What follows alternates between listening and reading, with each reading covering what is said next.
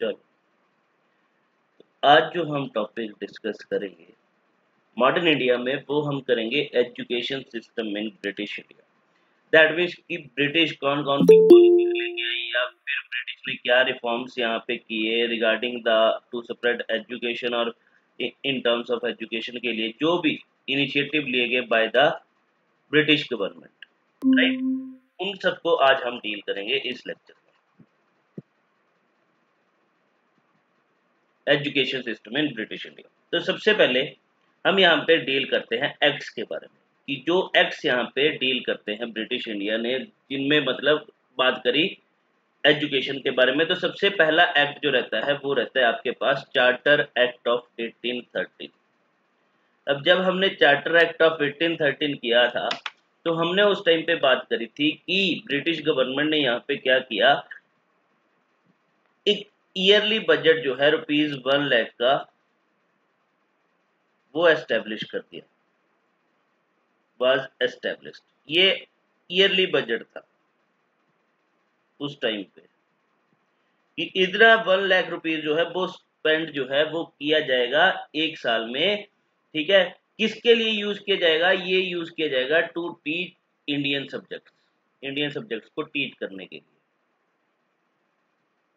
तो ये हमारे पास फर्स्ट स्टेप था जो ब्रिटिश गवर्नमेंट ने यहाँ पे लिया था। ठीक है, दैट मीन्स कि हम यहाँ पे बोल सकते हैं चार्टर एक्ट ऑफ 1813 के थ्रू यहाँ पे ब्रिटिश गवर्नमेंट ने फर्स्ट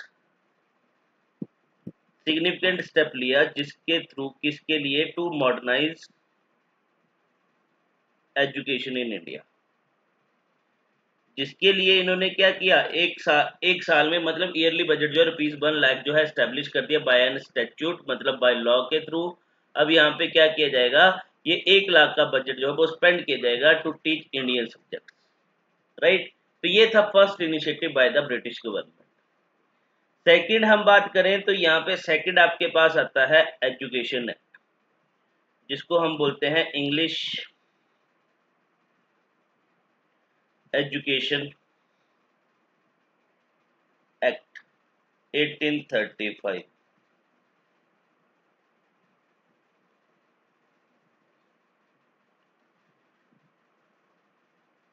अब देखो इस एक्ट के थ्रू क्या बोला गया, इंग्लिश एजुकेशन एक्ट 1835 के अकॉर्डिंग अब क्या किया जाएगा कि गवर्नमेंट जो है वो प्रायोरिटी देगी। प्रायोरिटी किसमें देगी, मतलब यहाँ पे एलोकेट किया जाएगा फंड, प्रायोरिटी देगी फंड एलोकेशन में। अब ये जो फंड एलोकेट जो किया जाएगा, किसमें किया जाएगा, दैट मीन्स गवर्नमेंट को प्रायोरिटी देनी पड़ेगी। प्रायोरिटी का मतलब यहाँ पे गवर्नमेंट को मस्ट बोल दिया कि आपको यहाँ पे फंड जो है एलोकेट करना पड़ेगा इंडिया में। अब ये फंड एलोकेट किसके लिए करना पड़ेगा, for teaching literatures,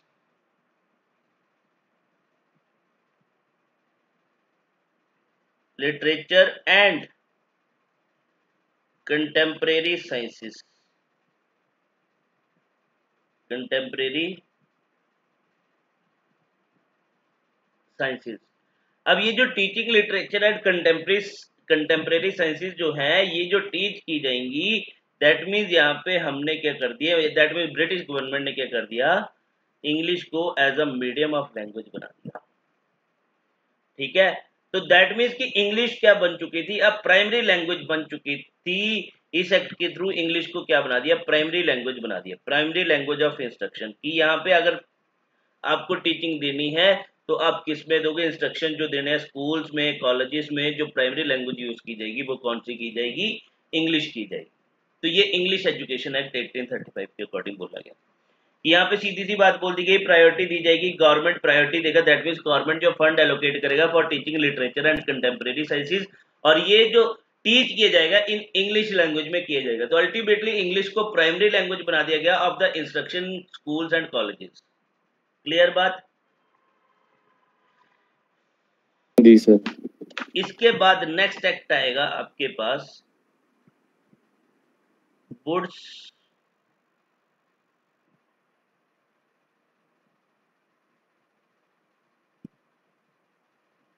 dispatch act 1854, जिसको आप मैग्ना कार्टा ऑफ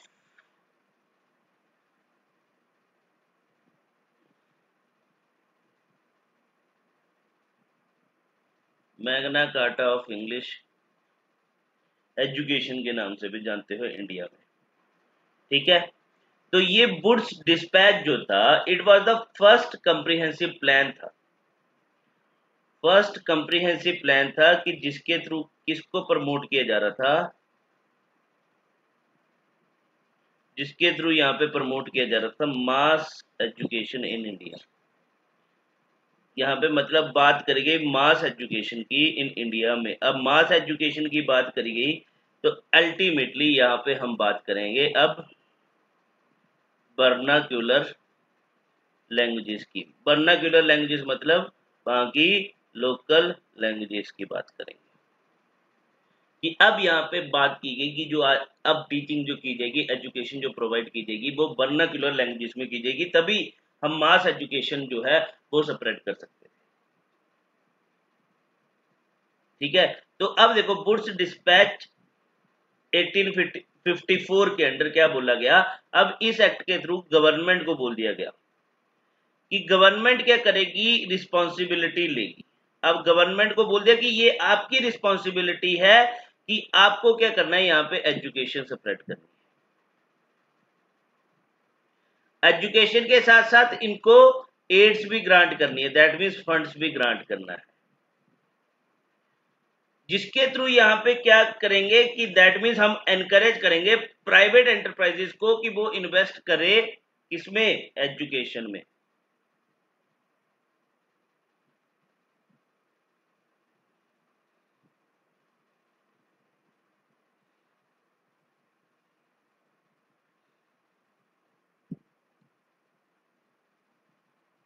ये बात बोली गई कि गवर्नमेंट को सीधी सी बात बोल दी गई कि रिस्पॉन्सिबिलिटी है आपकी कि आपको क्या करना है, एजुकेशन को सेपरेट करना है, अलॉन्ग विद एड्स को ग्रांट करना है, एड्स ग्रांट करनी है एजुकेशन के लिए। तो अल्टीमेटली यहाँ पे बोला कि आपको यहाँ पे स्टेप लेने हैं जिसके थ्रू जो है हम क्या करेंगे, यहाँ पे इन्वेस्टमेंट लाएंगे इन एजुकेशन सेक्टर में, और ये जो होगा दैट मीन्स कि हम यहाँ पे वेरियस अपॉर्चुनिटीज देंगे फॉर प्राइवेट एंटरप्राइजेस को कि वो इन्वेस्ट करें एजुकेशन सेक्टर में, राइट। तो ये बात कर दी गई। अब वुड्स डिस्पैच में क्या क्या प्रोविजन की बात करी गई कि यहाँ पे सबसे पहले बोला गया कि जो लैंग्वेज जो हम यूज करेंगे, अब वो कौन सी लैंग्वेज यूज करेंगे, वर्नाक्यूलर लैंग्वेज यूज की जाएगी। लैंग्वेज जो है should be used in primary schools, primary schools में वर्नाक्यूलर लैंग्वेज जो है वो यूज की जाएगी। एंड सेकंड आपके पास बोला यहाँ पे इसके लिए हम क्या करेंगे, एंग्लो वर्नाक्यूलर हाई स्कूल जो है वो ओपन करेंगे।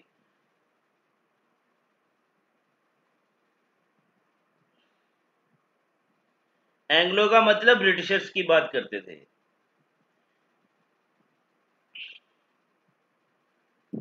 और यहीं पे साथ में बोला गया कि एफिलिएट किया जाएगा किसको, कॉलेजेस को एट द डिस्ट्रिक्ट लेवल पे, एफिलिएटेड कॉलेजेस एट डिस्ट्रिक्ट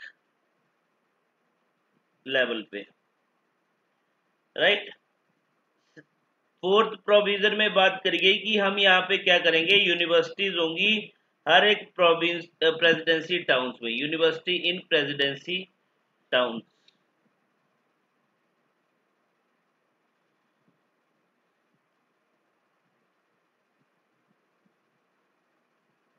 वहीं पे इन्होंने बात करी कि हमें क्या देना है, gave impetus to, that means importance दो किसको, टू फीमेल एजुकेशन को एंड वोकेशनल ट्रेनिंग को।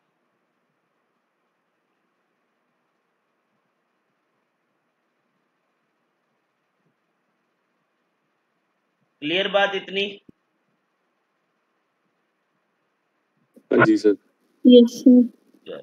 नेक्स्ट पॉइंट में यहाँ पे बात करी, इन्होंने बात करी वुड डिस्पैच 1854 में कि हमें क्या करना है, एजुकेशन प्रोवाइड करनी है गवर्नमेंट स्कूल्स में। कौन सी एजुकेशन, दैट मीन्स यहाँ पे बोला गया कि ऐसा इन्वायरमेंट सेट करना है कि हमें वहां पे क्या करना है, there should be secular education,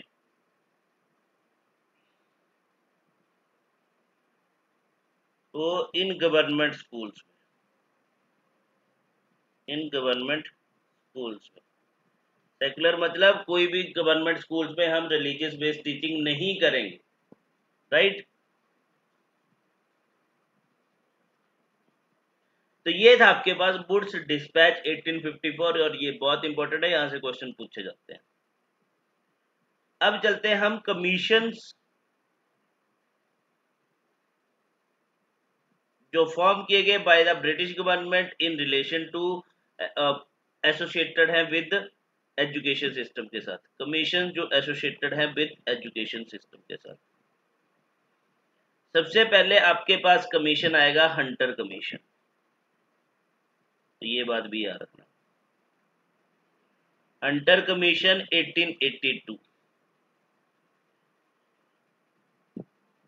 सबसे पहले इन्होंने क्या बात करी, अब इन्होंने मतलब हम सीधा रिकमेंडेशन पे जाएंगे। हंटर कमीशन ने क्या बोला कि हमें क्या करना है, इंप्रूवमेंट करनी है, इंप्रूवमेंट करनी है किसमें, मास एजुकेशन में, इंप्रूवमेंट ऑफ मास एजुकेशन। अब मास एजुकेशन में कैसे इंप्रूवमेंट करेंगे, थ्रू वर्नाक्युलर लैंग्वेजेस के थ्रू, बोला उसमें क्या लाओ आप, वर्नाक्युलर लैंग्वेजेस के थ्रू हमें क्या करना है, इंप्रूवमेंट करनी है, ठीक है। तो ये बात याद रखना। इसके बाद सेकंड इन्होंने रिकमेंडेशन दी, तो हमें क्या करना है, यहाँ पे ट्रांसफर करना है, हमें ट्रांसफर करना होगा। ट्रांसफर क्या, जो आपके पास कंट्रोल है, ट्रांसफर्स ऑफ कंट्रोल जो है प्राइमरी एजुकेशन का to the new district and municipality board, कि उनके पास कंट्रोल जो है वो दे दो, तो एफिशिएंट वर्किंग होगी, एडमिनिस्ट्रेशन होगी। क्लियर बात। हाँ जी सर। थर्ड यहाँ पे बात की इन्होंने कि हमें क्या करना है, एनकरेज करना है, किसको, फीमेल एजुकेशन को। अब फीमेल एजुकेशन को एनकरेज किया जाएगा कहाँ पे, ये याद रखना, आउटसाइड, क्योंकि उस टाइम पे प्रेसिडेंसी टाउन्स में तो थी, बट प्रेसिडेंसी टाउन्स के बाहर नहीं थी, तो बोला कि हमें एनकरेज करना है फीमेल एजुकेशन को आउटसाइड प्रेसिडेंसी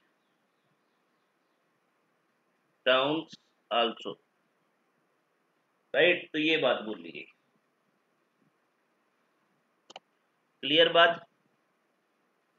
हाँ जी सर। अब यहाँ पे इन्होंने बात करी, हंटर कमीशन में इन्होंने सजेस्ट किया, रिकमेंड किया कि हमें क्या करना पड़ेगा, कि जो सेकेंडरी एजुकेशन है, प्राइमरी एजुकेशन तो बोल दिया, उसका कंट्रोल सेटअप कहाँ पे ट्रांसफर कर दो, डिस्ट्रिक्ट एंड म्युनिसिपल बोर्ड में। अलाउ विद इन्होंने बोला कि जो सेकेंडरी एजुकेशन है उसको आप डिवाइड कर दो, सेपरेट कर दो 2 यूनिट्स में और 2 स्ट्रीम्स में। एक बोल दिया, एक आएगी आपके पास वोकेशनल एजुकेशन, एंड सेकंड आपके पास आएगा लिटरेरी एजुकेशन और इंस्ट्रक्शन।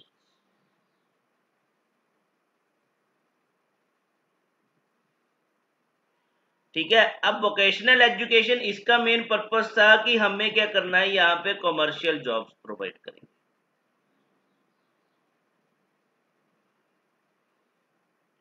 ठीक है। और लिटरेरी इंस्ट्रक्शंस के थ्रू यहाँ पे क्या किया जाएगा, यूनिवर्सिटीज में एडमिशन करवाई जाएगी। अब यूनिवर्सिटीज में एडमिशन होगी किसके थ्रू, थ्रू एंट्रेंस एग्जाम के थ्रू। जिसकी रुचि आगे पढ़ने की है, लिटरेचर पढ़ने की है, वो उसको लिटरेचर पढ़ाओ। जिसका काम सिर्फ एजुकेशन किसके लिए है, जॉब के लिए पर्पस है, जॉब गेन करना, तो उसको वोकेशनल एजुकेशन करवा दो। तो ये बात इन्होंने करी हंटर कमीशन। बात क्लियर। Yes, sir. चलो अब नेक्स्ट चलते हैं, नेक्स्ट कमीशन हमारे पास आएगा रेले कमीशन। Rayleigh commission of 1902। इस टाइम पे जो हमारे पास वाइस रॉय थे वो थे लॉर्ड कर्जन, राइट। तो रेले कमीशन में अब इन्होंने क्या सजेस्ट किया, तो इन्होंने क्या बोला, हमें क्रिएट करनी है situation created to look, sorry, इसको जो सॉरी रेले कमीशन को क्रिएट करने के पीछे, इसको जो अपॉइंट करने के पीछे जो मेन रीजन था कि इसको क्या बोला गया कि ये क्या करेगा, लुकआउट करेगा। लुकआउट करेगा किस पे, जो सिचुएशन है प्रेजेंट पे, at the situation and future क्या होगा, and future of Indian university, कि उसके बेसिस पे ये हमें अभी जो प्रेजेंट सिचुएशन है इंडियन यूनिवर्सिटीज की एंड उसका इंपैक्ट क्या पड़ेगा फ्यूचर में, तो उसके लिए जो है ये क्रिएट किया गया। तो इसने अपनी तरफ से रिकमेंडेशन दी। तो अब इसकी रिकमेंडेशन के बेसिस पे क्या किया गया, on the Rayleigh commission recommendation के बेसिस पे यहाँ पे इंडियन यूनिवर्सिटी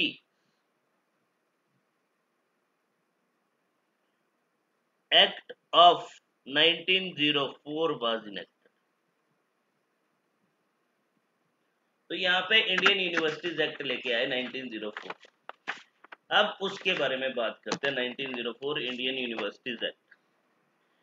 तो अब इस एक्ट के थ्रू क्या किया गया, जितनी भी इंडियन यूनिवर्सिटीज थी, अब सारी की सारी इंडियन यूनिवर्सिटीज को एक ही कंट्रोल के अंडर ले लिया गया, that means under the control of government.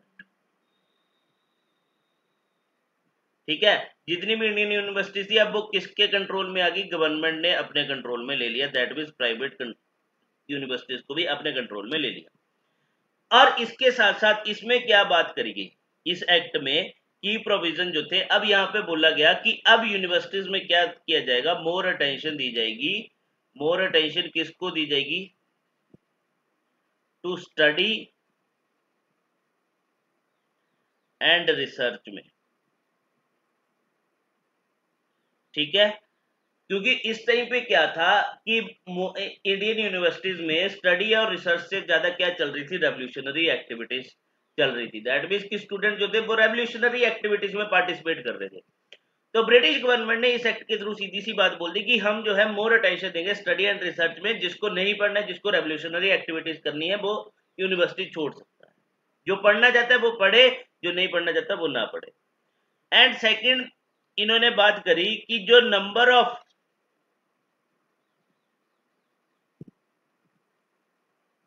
Fellows है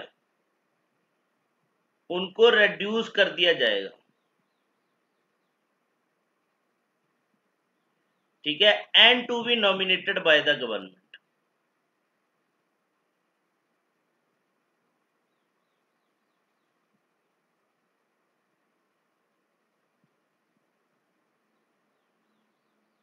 ठीक है, और वहीं पे अलोंग विद इसमें क्या बात करी गई कि यहाँ पे गवर्नमेंट क्या करेगी, एक्वायर्ड करेगी बिट्टो पावर। गवर्नमेंट के पास क्या होगा, बिट्टो पावर होगा।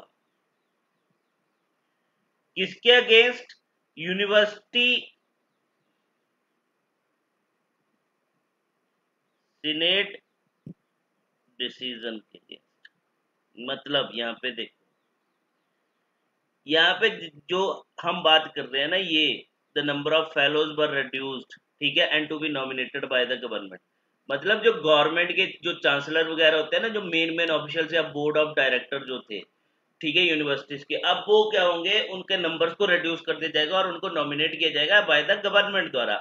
अब ये जो सीनेट का मतलब कि गवर्नमेंट के पास विटो पावर होगी यूनिवर्सिटी स्टेट सीनेट डिसीजन के रिगार्डिंग, कि मतलब यहाँ पे यूनिवर्सिटी के लिए जो सीनेट हम बोलते हैं यहाँ पे कि जो इसका लेजिस्लेचर है काइंड ऑफ, जो यूनिवर्सिटी के लिए क्या लेगा, कोई भी डिसीजन लेगा, कोई भी लॉ बनाएगा या उसमें जो रूल्स एंड रेगुलेशंस होगी, तो उसको आगे रेटिफाई करना या उसको जो है बिल्कुल ही खत्म करना, वो किसके पास है, गवर्नमेंट के पास है, राइट। कि गवर्नमेंट जो है उस डिसीजन को कभी भी कैंसिल कर सकती है, नल एंड वॉइड कर सकती है। तो ये भी बोली गई कि गवर्नमेंट के पास क्या होगा, बिट्टो पावर होगी अगेंस्ट यूनिवर्सिटी सीनेट डिसीजन के।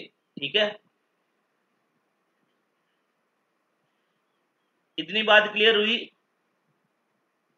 हाँ जी सर। Yes. चलो अब इसमें क्या बोला गया, यहाँ पे स्ट्रिक्टली फॉलो किया जाएगा क्या, एफिलिएशन रूल, कि सबको जो है एफिलिएट करवाना पड़ेगा अपनी यूनिवर्सिटीज को, विदाउट एफिलिएशन कोई नहीं यूनिवर्सिटी रन हो। तो ये बात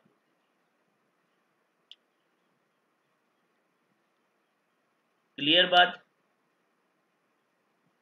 हाँ जी। Yes sir. अब बात करते हैं इन 1906 में, बस ये बात याद रखना कि 1906 में जो प्रिंसली स्टेट था Baroda, Baroda was a princely state, मतलब ब्रिटिश प्रोविंस के अंडर नहीं था, ब्रिटिश कंट्रोल के अंडर नहीं था, वहां पे राजा रूल करते थे। बट बड़ौदा के रूलर ने क्या किया था, यहाँ पे 1905 में इंट्रोड्यूस किया था कंपल्सरी प्राइमरी एजुकेशन।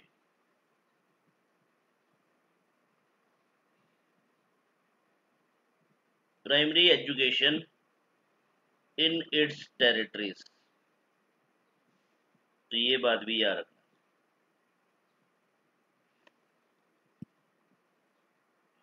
चलें आगे, अब चलते हैं, नेक्स्ट प्रोविजन आएगा गवर्नमेंट रेजोल्यूशंस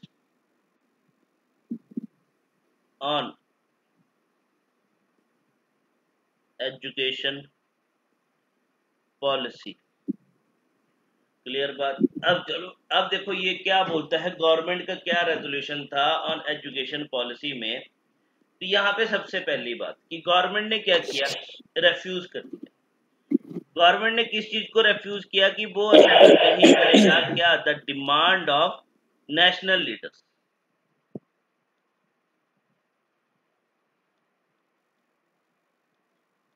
कि यहाँ पे गवर्नमेंट ने सीधी सी बात बोली कि हम क्या कर रहे हैं, रेफ्यूज कर रहे हैं क्या, डिमांड ऑफ, कि हम यहाँ पे एक्सेप्ट नहीं करेंगे क्या, डिमांड ऑफ नेशनल लीडर्स। अब नेशनल लीडर्स की क्या डिमांड थी, वो क्या बोल रहे थे कि इंट्रोड्यूस की जाए compulsory primary education in British India. Compulsory primary education का मतलब समझ रहे हो, कि हर किसी बच्चे को आपको क्या करना पड़ेगा, प्राइमरी एजुकेशन जो है प्रोवाइड करवानी पड़ेगी, जो भी ब्रिटिश इंडियन प्रोविंसेस। ये डिमांड कर रहे थे नेशनल लीडर, जिसको गवर्नमेंट ने रेफ्यूज कर दिया कि हम ये आपकी डिमांड को एक्सेप्ट नहीं करते। क्लियर। ठीक है, बोला हम आपको क्या करेंगे, प्राइमरी एजुकेशन प्रोवाइड कर रहे हैं, बट आप बोलोगे कि कंपलसरी एजुकेशन होगी, नहीं। अगर कंपलसरी एजुकेशन हो जाती तो यहाँ पे गवर्नमेंट को अपने एक्सपेंडिचर पे करना पड़ता, क्योंकि कोई होता है कि जो मतलब अफोर्ड नहीं कर सकता स्कूल जाना उस टाइम पे, तो अल्टीमेटली गवर्नमेंट को अपने कॉस्ट पे, अपने खर्चे पे जो है उसको जो है वो एजुकेशन प्रोवाइड करवानी पड़ती है। जैसे आज की डेट में हम बात करें तो आर्टिकल 21 ने के अंडर हम बात करते हैं right to free education, free and compulsory education, जो हमारा फंडामेंटल राइट है। तो कहीं ना कहीं ये भी सेम बात कर रहे थे, जिसको गवर्नमेंट ने रेफ्यूज कर दिया कि हम ये आपकी डिमांड को एक्सेप्ट नहीं करते। ये बात क्लियर। सेकंड, यहाँ पे इन्होंने क्या बात करी, गवर्नमेंट ने अनाउंस कर दिया। अब गवर्नमेंट ने क्या अनाउंस किया कि हम क्या करेंगे, एक फ्यूचर में पॉलिसी आ सकती है जिसके थ्रू क्या किया जा सकता है, रिमूवल ऑफ इलिटरेसी। गवर्नमेंट ने यहाँ पे अनाउंस किया कि एक फ्यूचर में पॉलिसी जरूर आएगी जिसके थ्रू हम क्या करेंगे, जिसका मेन पर्पस होगा, ऑब्जेक्टिव होगा कि इलिटरेसी को हमने क्या करना है, रिमूव करना है।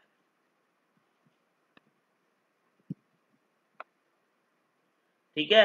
और वहीं पे यहाँ पे गवर्नमेंट ने भी जब रेजोल्यूशन, दैट मीन यहाँ पे एजुकेशन के बारे में क्या बोला कि प्रोविजनल गवर्नमेंट को, जो हमारे पास प्रोविजनल गवर्नमेंट थी, उनको इंस्ट्रक्शन दे दी गई, उनको बोल दिया गया कि वो क्या करें, यहाँ पे रिस्पॉन्सिबिलिटीज लें, टू टेक रिस्पॉन्सिबिलिटीज, जिसके थ्रू बोला कि आपको क्या करना है, प्रोवाइड करना है, प्रोवाइड क्या करना है, free elementary education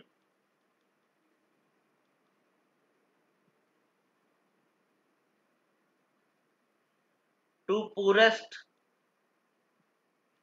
and backward classes को। यहाँ पे ये बोल दिया जो प्रोविंशियल गवर्नमेंट थी उनको सीधी सी बात बोल दी कि आप रिस्पॉन्सिबिलिटी लो कि आप क्या करोगे, प्रोवाइड करोगे free and elementary education to poorest and backward classes को, राइट। तो तुम्हें पता है कि इस बार जो आपके पास ये प्रोविंशियल गवर्नमेंट थी, यहाँ पे मेन कौन थे, इंडियंस लीडर्स थे जो इस गवर्नमेंट के मेंबर्स थे। तो अल्टीमेटली उनको बोलते कि आप रिस्पॉन्सिबिलिटी ले लो। अलॉन्ग विद गवर्नमेंट ने क्या बोला कि हम क्या करेंगे, क्वालिटी जो है ऑफ सेकेंडरी एजुकेशन वो इम्प्रूव की जाएगी। क्वालिटी ऑफ सेकेंडरी एजुकेशन उसको क्या किया जाएगा, इम्प्रूव किया जाएगा। अलॉन्ग विद यहाँ पे क्या किया जाएगा, प्राइवेटली भी एफर्ट किए जाएंगे इसको इम्प्रूव करने के लिए। दैट मीन्स यहाँ पे बोला कि प्राइवेट एंटिटीज को भी अलाउ किया जाएगा फॉर सेकेंडरी एजुकेशन के लिए। और यहीं पे याद रखना, यहीं पे गवर्नमेंट ने बात करी थी कि हर एक प्रोविंस में एक यूनिवर्सिटी जो है वो एस्टेब्लिश की जाएगी, is to be established in each province. जितनी भी प्रोविंसेस होंगी हर एक प्रोविंस में एक यूनिवर्सिटी जरूर एस्टेब्लिश की जाएगी।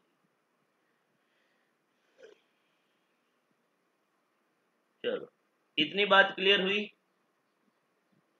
हाँ जी सर। चलो फिर अब चलते हैं 1917-19 में। यहाँ पे आपके पास एक कमीशन आएगा जिसका नाम होता है सैडलर यूनिवर्सिटी कमीशन। अब सैडलर यूनिवर्सिटी कमीशन आपके पास आएगा। अब देखो इस सैडलर यूनिवर्सिटी कमीशन को जब अपॉइंट किया गया तो इसको अपॉइंट करने के पीछे मेन रीजन क्या था कि बोला कि आपको क्या करना है, स्टडी करना है और स्टडी के बाद हमें रिपोर्ट प्रिपेयर करके देनी है। अब वो स्टडी किसको किया जाएगा और रिपोर्ट किस पे प्रिपेयर की जाएगी, बोला कि यहाँ पे क्या रीजंस है जिसकी वजह से अगर हम बात करें जो हमारी कैलकाटा यूनिवर्सिटी है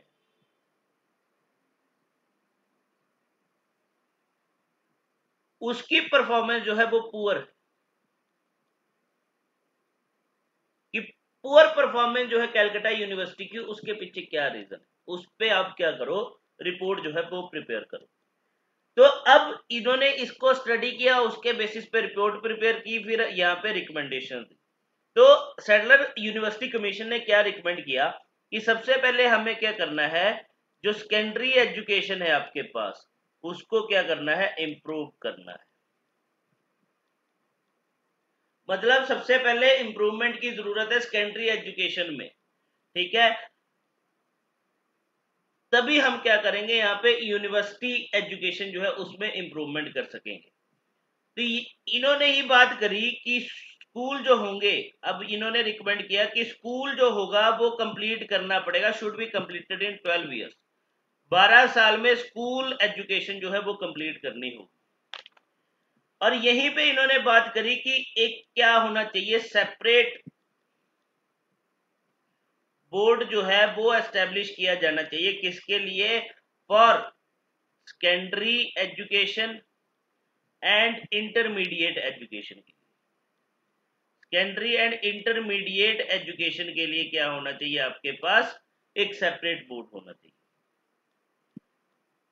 साथ ही साथ इन्होंने क्या बहुत बात करी कि हमें जो है फोकस करना है मेनली फीमेल एजुकेशन पे, फोकस करो फीमेल एजुकेशन पे, अप्लाइड साइंस पे,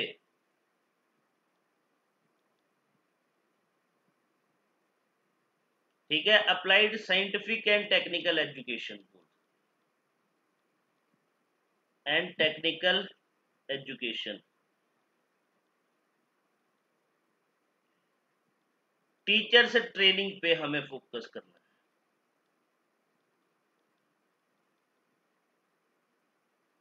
ये बात बोली,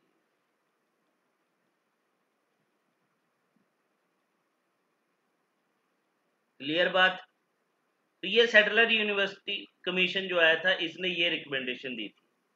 तो अगर हम बात करें तो 1916 से 1921 के बीच में आपके पास 7 न्यू यूनिवर्सिटीज जो है वो एस्टेब्लिश की गई थी, 7 न्यू यूनिवर्सिटीज एस्टेब्लिश की गई थी। कहाँ पे?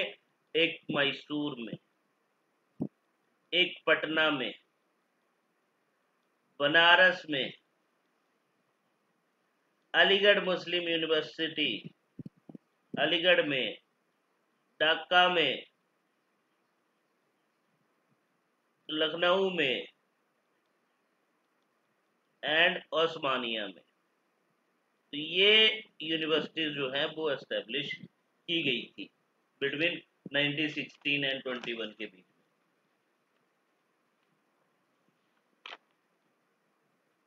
इसके बाद नेक्स्ट कमीशन की तरफ चलते हैं, वो आपके पास आएगा हर्टोग कमीशन।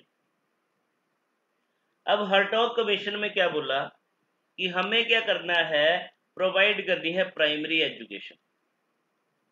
इस भाई साहब ने सीधी सी रिकमेंडेशन दी इस कमीशन ने कि हमें सिर्फ प्रोवाइड करनी है प्राइमरी एजुकेशन, ठीक है, बट हमें कोई जरूरत नहीं है, no need of compulsory education, ठीक है, जो लेना चाहता है वो ले, जो नहीं लेना चाहता वो ना ले, no need of compulsory education, इन्होंने सीधी सी बात बोली। और यहाँ पे इन्होंने सेकंड क्या इन्होंने बात करा कि जो भी ओनली डिजर्विंग कैंडिडेट्स और स्टूडेंट्स जो है, कि जो डिजर्विंग स्टूडेंट्स हैं उनको ही क्या करेंगे, हम अलाउ करेंगे, डिजर्विंग स्टूडेंट्स को ही अलाउ किया जाएगा कि वो क्या करें, स्टडी करें, कहाँ पे, हाई स्कूल्स में एंड इंटरमीडिएट स्टेज में, इंटरमीडिएट में, ठीक है। और बोला, मतलब देखो इन्होंने सीधी सी बात बोल दी कि डिजर्विंग स्टूडेंट्स को आप अलाउ कर दो high schools and intermediate stage पे, दैट मींस कि वो आगे पढ़े। और बोला जो आपके पास एवरेज स्टूडेंट्स है, एवरेज स्टूडेंट्स है, इनको क्या कर दो, आप शिफ्ट कर दो किसकी तरफ, वोकेशनल ट्रेनिंग की तरफ, इनको क्या प्रोवाइड कर दो, वोकेशनल ट्रेनिंग प्रोवाइड कर दो। और साथ में इन्होंने क्या यहां पे रिकमेंडेशन दी कि एडमिशन जो है इन यूनिवर्सिटीज में, एडमिशन इन यूनिवर्सिटीज उनको रेस्ट्रिक्ट कर दो। रेस्ट्रिक्ट मतलब उसके लिए नई पॉलिसीज लेके आओ, रेस्ट्रिक्टेड पॉलिसीज लेके आओ कि आपके पास इतनी परसेंटेज होगी तभी आपको एडमिशन मिलेगी, and all and all and all, ठीक है। बोला अगर हम ऐसा करेंगे तो इससे क्या होगा, हमारे जो यूनिवर्सिटीज है, यूनिवर्सिटीज जो है उनका स्टैंडर्ड जो क्या होगा वो रेज होगा, उनका स्टैंडर्ड क्या होगा, वो रेज होगा। तो ये बात इन्होंने बोली। बात क्लियर? हाँ जी सर। Yes sir. चलो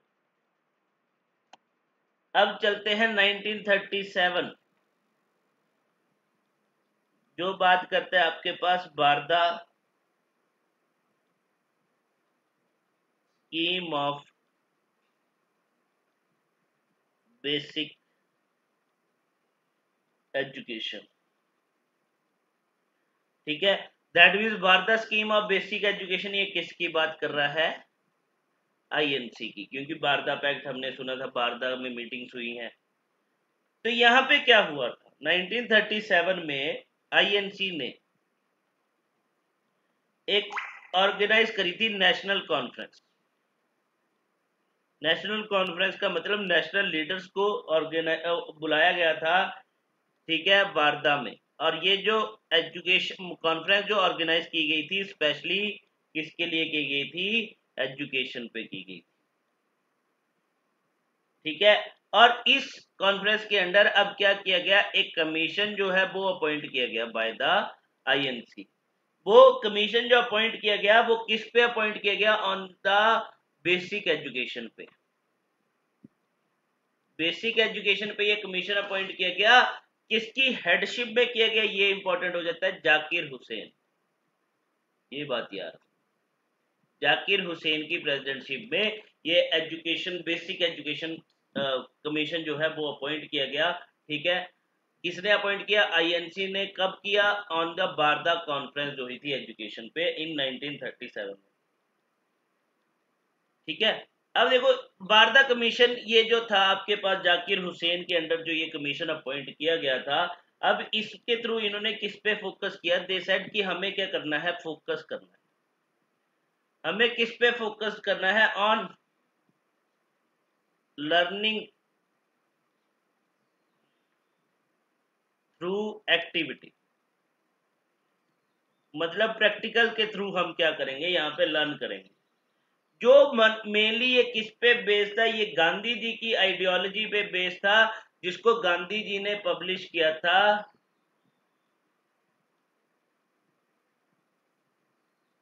अपने हरिजन न्यूज़पेपर में। ठीक है, हरिजन न्यूज़पेपर में, राइट। तो ये अब ये जो जाकिर हुसैन कमीशन था, इसने सीधी सी बात करी कि हमें फोकस करना है लर्निंग थ्रू एक्टिविटी, जो गांधी जी की आइडियोलॉजी थी। गांधी जी ने अपनी इस आइडियोलॉजी को पब्लिश किया था हरिजन में, तो ये बात याद रखना। तो इन्होंने साथ में क्या बात करी इस कमीशन ने, कि हमें क्या करना है? बेसिक हैंडीक्राफ्ट, बेसिक हैंडीक्राफ्ट्स को भी क्या करना है? इंट्रोड्यूस करना है। किसमें? इन एजुकेशन सिलेबस में, ये बेसिक हैंडीक्राफ्ट भी इंट्रोड्यूस करो। एंड यहीं पे इन्होंने बात करा कि फर्स्ट 7 इयर्स ऑफ स्कूलिंग जो होंगे,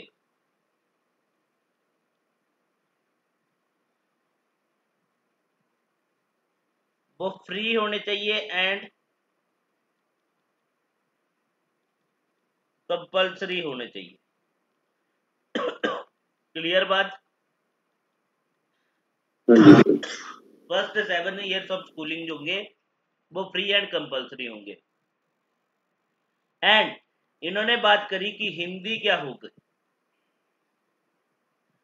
as a medium of instruction होगी।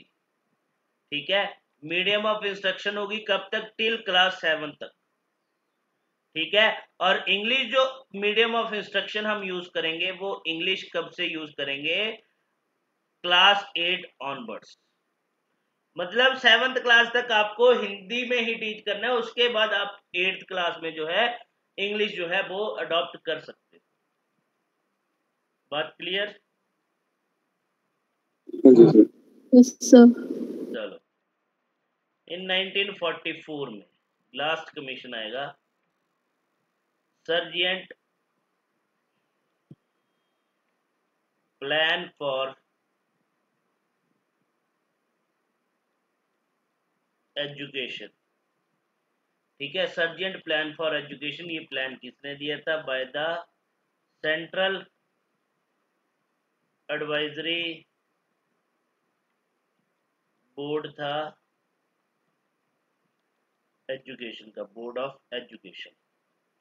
अब सर्जेंट प्लान फॉर एजुकेशन ये क्या बात करता है कि हमें क्या करना है? 3 to 6, जस्ट होल्ड।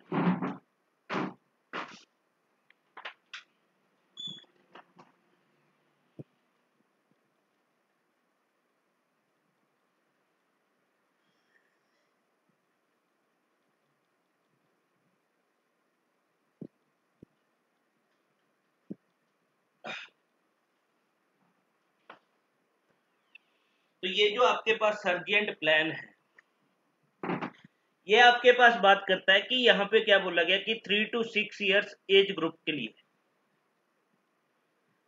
हम क्या करेंगे? प्री प्राइमरी एजुकेशन जो है वो प्रोवाइड करेंगे।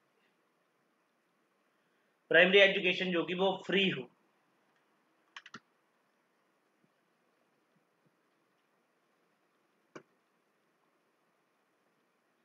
एंड सेकंड इन्होंने बात करी कि यहाँ पे क्या होगा? कंपल्सरी एजुकेशन होगी for 6 to 11 years of age group के लिए। क्लियर बात? Yes, sir. 11 to 17 years age group के लिए क्या करेंगे? हाई स्कूल्स में टीच करवाया जाएगा। अब हाई स्कूल्स में उनकी एजुकेशन होगी, बट यहाँ पे सिलेक्टेड स्टूडेंट्स होंगे, मतलब जो पढ़ना चाहता है वही जाएगा, कोई कंपल्सन नहीं होगी, राइट। इसके बाद यहाँ पे क्या बोला गया कि हमें क्या करना है, इम्प्रूव करना है technical, commercial and arts education को। क्लियर। और साथ ही साथ क्या बोला कि हमें क्या करना है, साथ में फोकस करना है। फोकस किस पे, टीचर्स ट्रेनिंग पे, फिजिकल एजुकेशन पे, एंड यहाँ पे बोला गया teachers training, physical education and education of physically and mentally disabled. हमें उनको भी एजुकेशन देनी है जो आपके पास क्या है, फिजिकली एंड मेंटली डिसेबल्ड।